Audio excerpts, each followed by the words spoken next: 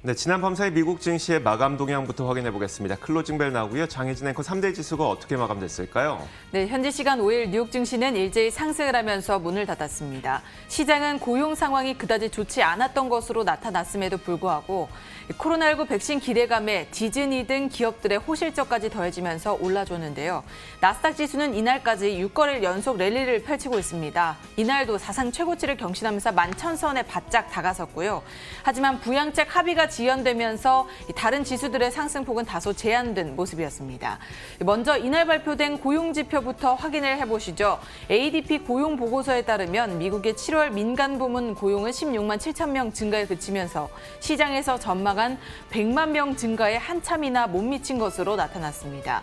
지난 6월 수치가 큰 폭으로 상향 조정되긴 했지만 7월 들어서는 상황이 악화한 것으로 이 지표에 나타난 것인데요. 이외의 지표도 간단히 함께 보시면 미국의 지난 7월 서비스업 업황도 지속적으로 개선이 됐다고 나타났습니다. 16개월 만에 최고치로 올랐는데요. 시장 예상을 훌쩍 웃도는 수치였습니다. 58.1을 기록해서 경기가 확장되고 있다는 것을 보여줬고요. 6월 무역 적자는요, 507억 달러를 기록했는데 이는 전달보다 7% 넘게 감소한 수준이지만 시장 예상보다는 많은 수치였습니다. 다행히 이런 부진한 지표, 혼재된 지표에도 불구하고 코로나19 관련해서 조심스러운 낙관론이 부상하면서 시장은 좀 올라주는 모습이었습니다. 지난 주말부터 미국의 신규 확진자 발생 규모가 전주와 비교해서 줄었고요. 최근 코로나19 백신과 치료제 관련 긍정적인 보도들이 지속해서 나오는 가운데 이번에는 존슨앤존슨이 개발 중인 코로나19 백신 1억 회 분량을 약 10억 달러에 공급하는 계약을 미국 정부가 체결했다는 소식을 전했습니다. 미국 정부와 이미 대규모 공급 계약을 맺은 모더나에서는 코로나19 백신의 일부 가격을 32에서 37달러로 다소 비교적 낮게 책정을 한다라고 밝혔는데요. 전날 양호한 기업들의 실적까지도 지수 상승에 또 힘을 보탠 모습이었습니다. CBS와 월트 디즈니 등이 개장 전 거래에서부터 큰 폭으로 올라 강한 흐름을 보여줬습니다. 다만 시장의 불안 요인들은 여전했죠.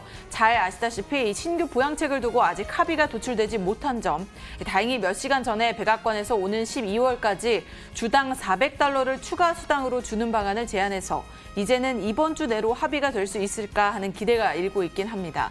그리고 또 다른 불확실성은 미중 갈등이겠죠. 최근 틱톡 등을 비롯한 중국 소셜미디어 기업을 두고 충돌했던 미국과 중국 양국은 오는 15일에 1단계 무역 합의 이행 상황 평가를 위한 고위급 회담을 열 예정인데 갈등 수위가 낮아질 수 있다는 기대감이 일고 있습니다. 보다 자세한 마감 상황 3대 지수 함께 보시죠. 먼저 다우지수입니다. 1.39% 올랐는데요. 이날 꾸준한 상승세를 보였습니다. 27,201선 터치하면서 장을 마쳤습니다. 이어서 나스닥 지수도 함께 보시죠. 11,000선에 바짝 다가선 모습인데요. 2포인트만을 앞두고 있습니다. 0.5% 넘게 올라서 1,998포인트에 거래 마쳤습니다. 마지막으로 S&P 500 지수까지 함께 확인을 해볼까요? 0.64% 올랐죠. 3,327포인트에 거래 마친 모습이었고요. S&P 500 지수 2월 고점까지 바짝 다가선 모습이었습니다. 이렇게 3대 지수 일제히 상승하면서 마감을 했는데요. 이날 상품 시장은 어땠는지 함께 확인을 해볼까요? 자, 상품 시장도 대체로 반등하거나 상승하는 움직임이 나타났습니다. 일단 금값부터 살펴보겠습니다. 금값이 또다시 사상 최고가를 경신했습니다. 신고가를 경신하면서 2,050달러를 넘어선 채 이 거래가 되고 있는데요. 현재 금 가격은 1.54% 올라서 2,052달러 선에 거래가 되고 있습니다. 금값이 계속 사상 최고가를 기록하고 있는 여러 가지 이유에 대해서 약달러 기조뿐만 아니라 금리가 하락하고 있다는 점이 이 금값 상승을 지탱하고 있다. 이런 분석이 나오고 있는데요. 일단 금리의 경우에는 만약에 금리가 높다면 금리에 대한 이자 매력이 있기 때문에 그쪽으로 자금이 쏠리게 되겠지만 금리가 낮아지면서 이자 매력이 없다면 이자를 챙겨야 된다는 기회비용이 없어져도 되는 것이기 때문에 이자가 없는 자산에도 돈이 쏠리게 됩니다. 그 대표적인 자산 가운데 하나가 바로 금인 것이고요. 그래서 실질 금리가 내려가면서 금값은 올라간다 이런 논리가 나오고 있는 게 바로 그런 이유인데 요즘 금리가 계속 하락하고 있기 때문에 금값의 상승이 계속 이어지고 있다는 분석이 나오고 있습니다. 자, 말씀드렸던 것처럼 1% 넘게 올라서 금값은 2,052달러 사상 최고가를 다시 한번 경신하고 있고요. 자, 유가의 경우에는 지난 밤사이에 1% 넘게 올랐습니다. 사실 WTI 가격은 장중 한때 거의 43달러를 넘어설 정도로 굉장히 큰 상승 탄력을 보여줬었거든요. 거기에선 상승폭을 좀 되돌리긴 했습니다만 그래도 약 1%가량의 상승을 보였습니다. 보였습니다. 에너지정보청에서 발표하는 주간 원유 재고가 740만 배럴 감소했다고 확인이 됐는데 깜짝 원유 수요의 이 증가라고 볼 수가 있습니다. 그러다 보니까 유가가 1% 정도 상승했습니다. 42.19달러에 현재 선물시장에서 거래가 되고 있고요. 자, 이어서 금리 한번 살펴보도록 하겠습니다. 10년물 국채금리가 여전히 낮은 수준에서 머물고 있습니다만 어제, 그러니까 전일장에서 0.5% 초반까지 내려갔던 것에 비하면 전일에 비해서는 약 10%가량 올랐습니다.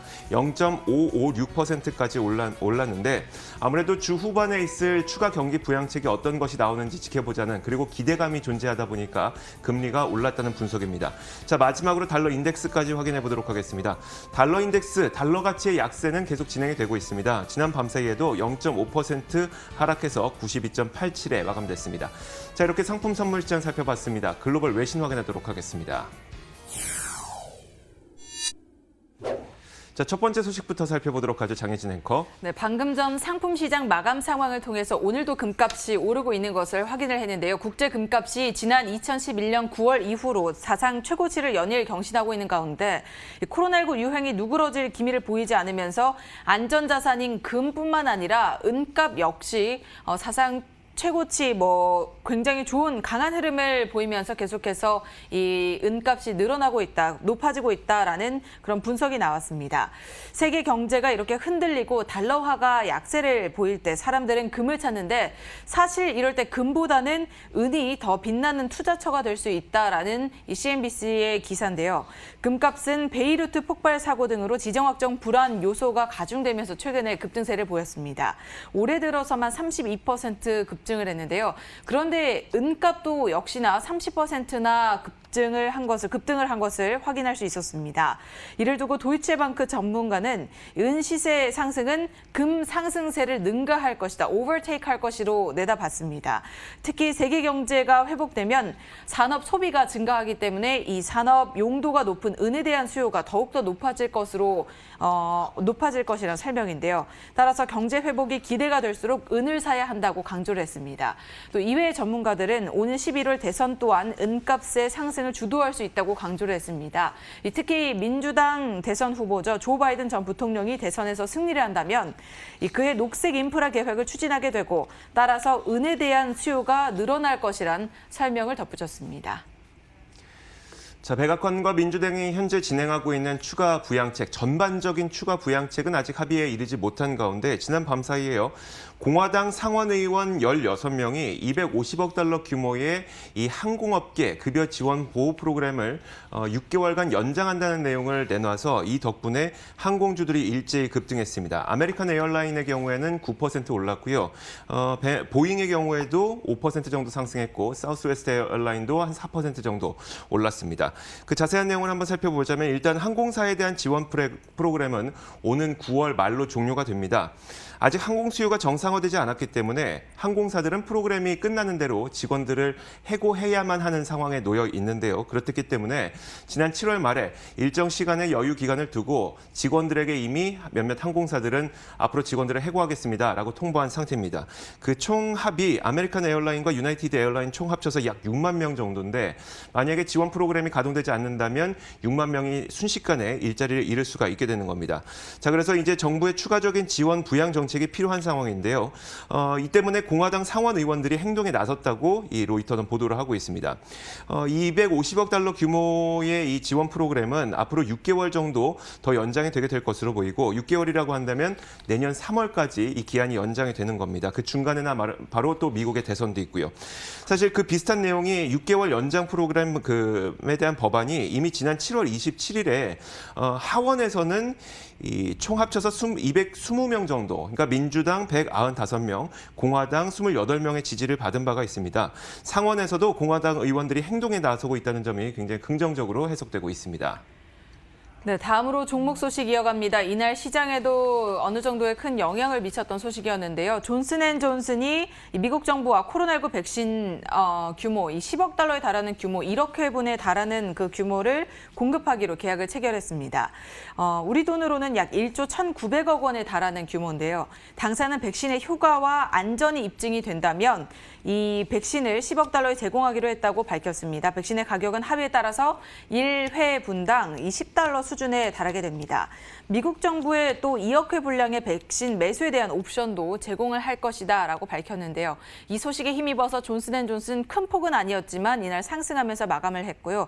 시간의 거래에서도 어느 정도 움직임을 보이고 있습니다.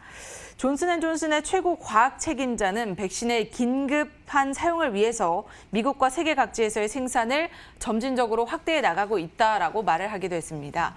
한편 이날 같은 날 모더나는 일부 코로나19 백신 가격을 경쟁사들이 책정한 것보다는 훨씬 더 높은 수준인 32에서 37달러로 제시를 했다라고 매기기로 했다고 밝혔습니다. 그러면서 당사는 현재 논의가 진행 중인 이 대규모 공급 계약이 성사가 되면 회당 가격이 조금은 낮아질 수 있다고 밝히기도 했는데요.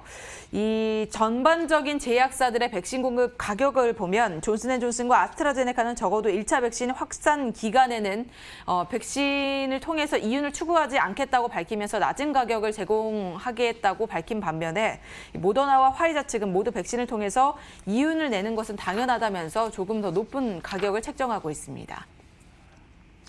자, 요즘 원격 의료에 대한 관심이 굉장히 뜨겁죠. 그리고 그 관련된 대표주라고 한다면 텔러독과 리봉고 이런 대표주들이 있을 겁니다. 그런데 이 두 기업이 인수합병 소식을 발표를 했습니다. 그럼에도 불구하고 이 두 기업 모두 지난 밤 사이에 주가가 급락했는데 어떤 연유가 있었는지 한번 살펴보도록 하겠습니다. 자, 일단 이번 인수합병 내용은요. 텔러독이 리봉고를 이 185억 달러에 흡수 합병하는, 그러니까 텔러독이 이 리봉고를 아예 100% 인수하는 그런 방식으로 진행될 예정인데요. 자, 지난밤 사이에 텔러독이 이 리봉고를 185억 달러에 매수한다고 밝혔습니다. 자, 그렇다면 이제 사게 되는 리봉고의 시가총액은 얼마일까요? 8월 4일 마감 종가 기준으로 144억 달러인데 쉽게 말하자면 144억 달러를 185억 달러를 주고 40억 달러 정도 웃돈 주고 사겠다는 겁니다. 그렇게 되면 당연히 리봉고의 주가는 그 정도 주가가 올라갔어야 되는데 오히려 그럼에도 불구하고 주가는 리봉고가 거의 10%, 그리고 텔러독은 거의 20% 하락했는데, 자, 그 이유에 대해서 몇 가지가 나오고 있습니다. 개인 투자자들이 뉴스에 팔았다는 이유가 좀 꼽히고 있고요. 인수합병 소식으로 차익거래 투자자들이 개입했다. 이런 것들도 있습니다. 혹은 두 기업 모두 올해 워낙 급등했다 보니까 여기에 대한 차익 실현 매물이 있었다. 물론 이런 것들 모두 그냥 추정일 뿐이고요. 확실한 내용은 아무도 알 수가 없겠죠. 시장에서도 놀랐다는 반응인데 한 애널리스트는 리봉고가 하락해서 매우 놀랐다라는 반응을 보이기도 했습니다. 자, 이렇게 글로벌 외신 살펴봤습니다. 이어서 맨해튼 나우 이어가도록 하겠습니다.